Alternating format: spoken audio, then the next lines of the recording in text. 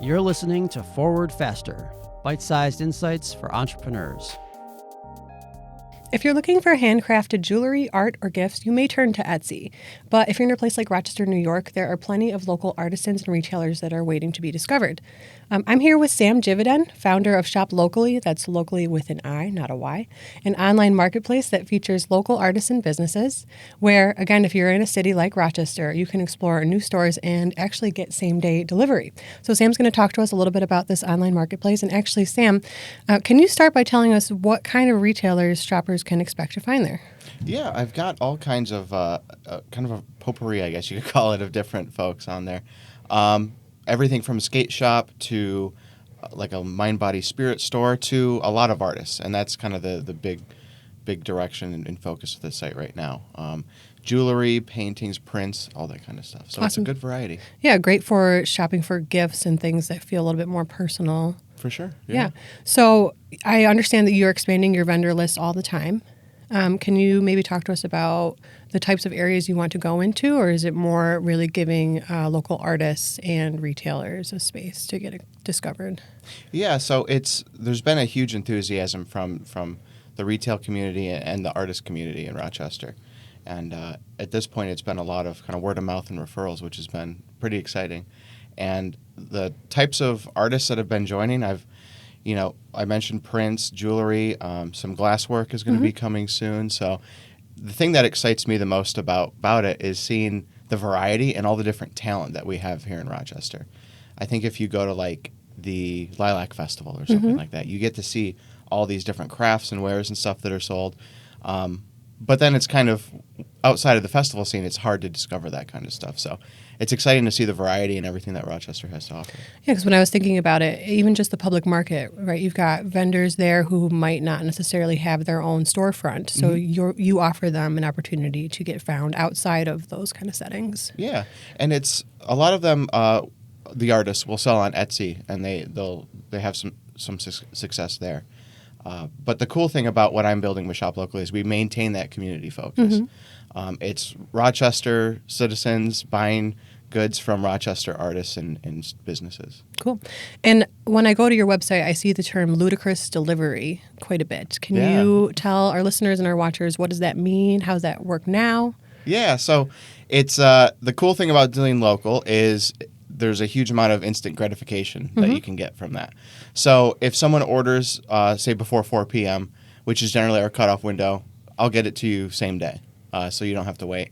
If it's after that, sometimes I can get it to you same day, but at the latest, it'll be the next day. Be reasonable, people. Yeah. Be reasonable. So it's kind of combining the convenience of online shopping, but the conscientiousness, I guess you could say, of supporting local businesses and artists.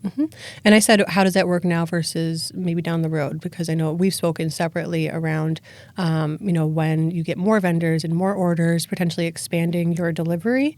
So can you talk to me about that? Yeah, absolutely. So it's something that'll leverage the gig economy. So Uber, Lyft drivers. And basically the way it works is they'll pick up products and drop them off in between the rides that they're already doing. So it's kind of a supplement to their daily income too, which is kind of a win-win for everyone. Yeah, absolutely. The drivers, the retailers, the shoppers, everybody. Great. Yeah. What inspired you to get this business started?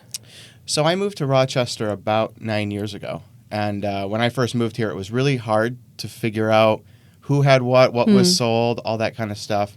Especially on like the craft scene, really it's just the public market. And that was an idea that I had always sat with for a little bit.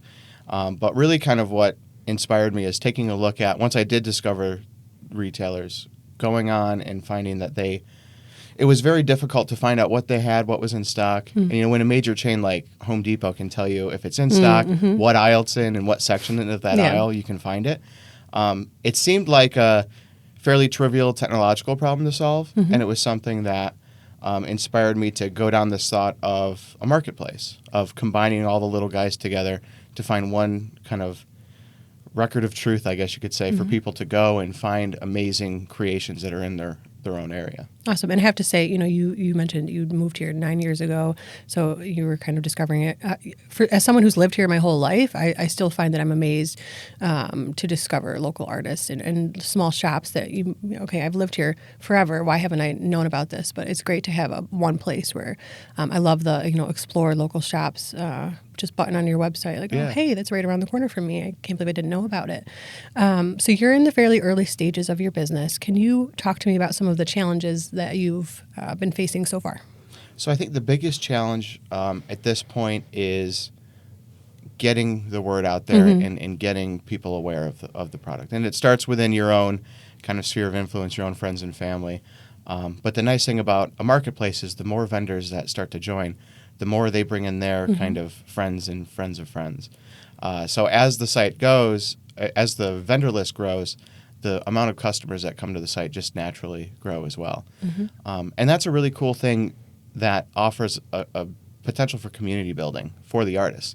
The more of them that they refer, their friends that they refer, the more the site grows. And it really just starts to become a community, like a self-sustaining, a very supportive community that, 1 + 1 = 3, that old adage.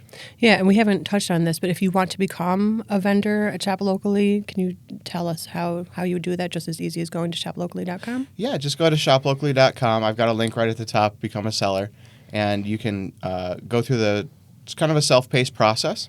But of course, I've got a contact us page on there. You can always reach out to me. I'm more than happy to walk people through it and kind of, handhold. And it also gives me the opportunity to learn. Is there a step in the process that, I could do a little bit better? And the vendors I've had so far have been so generous with their feedback. So I love getting to work with them one-on-one to figure out what really will help them succeed on the site. Great. So speaking of this whole community building, what's going to help everyone succeed, you recently joined NextCorps Community Startups. We're happy to have you here. How has that experience been so far? What have been the benefits for you? Oh, it's been phenomenal. Great. The biggest benefit is just finding that supportive community. Being an entrepreneur, starting a business or a startup is a very lonely endeavor, especially when you're solo. But when you join a community like NextCorps, you realize, everyone else has dealt with these problems. So I could probably just ask someone, how did you handle this? Or what's your feedback? Or what did you do? And you can learn from their experience and get moving and iterating faster. It's also nice just to have a desk to be able to come to and get away from home. I'm the type that is fairly unproductive at home. There's too many distractions. I can understand that. So I love being able to come and just, put in a pair of headphones, sit at a desk and concentrate on the work that I'm trying to do. So Anything that surprised you about being here? Or is this is an incubator? All right, I found my community. I've got a space to work. So I think the thing that surprised me was how open and accessible it was. It's when you see a lot of the major incubators, I think, like the ones that garner nationwide acclaim, there's like this audition process and you got to apply to it versus there is a very easy application process, but it's more or less just have a conversation with Matt Foley and see if it's a good fit and join up. And it's that definitely surprised me. I expected a larger barrier to entry, but I'm glad it isn't there because it encourages more early stage startups like me to explore the possibilities. Awesome. So any advice, we're focused on the early stage startups, so I'd like to keep going down that path for people like that who might not know that a place like NextCorps exists. Any advice for them in their journey?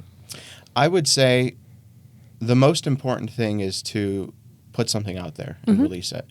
And it's going to be garbage at first, and that's okay. That's okay. ShopLocalli was complete trash when I released my first website, but it allowed me to start the learning process. And if you're not putting something out there and you're not getting feedback, you're not learning. And that's the most important thing when you're first getting started, especially if you're bootstrapping, is to get that feedback. Great. So looking ahead, right, going back to this online marketplace, your niche, physical storefronts, a lot of them, we know that more people are shopping online. It's different for artists, I think, but as people do more and more of their shopping online, it's tougher for people to maintain those storefronts. If you were to look forward maybe 10 years, 5 years, 10 years, what do you hope to see for the future of local artists and small businesses? Yeah, I think there's an interesting statistic that I found out early in this process, and that is consumer, like online retail, only makes up about 15% of the market right now, which surprised me to find out. Anyone who follows this would probably know that statistic. But to me, I always had the impression it was like 50% or something huge, because you see malls closing, and as it turns out, there's other factors that influence that. Right. But when you look at that, that's a very solvable problem for small businesses. And I think if they focus, and services like mine and others can help them recapture that 15%, there is hope. And I think I'm very optimistic on Main Street and boutique shops and that personal experience people get with local retail. I think there will always be a place for it. And the incredible thing is technology will serve as an avenue to help maintain that. So long term, I think artists are going to be able to find their niche online. Small businesses are going to be able to more easily sell and get new customers and all that kind of stuff through online channels.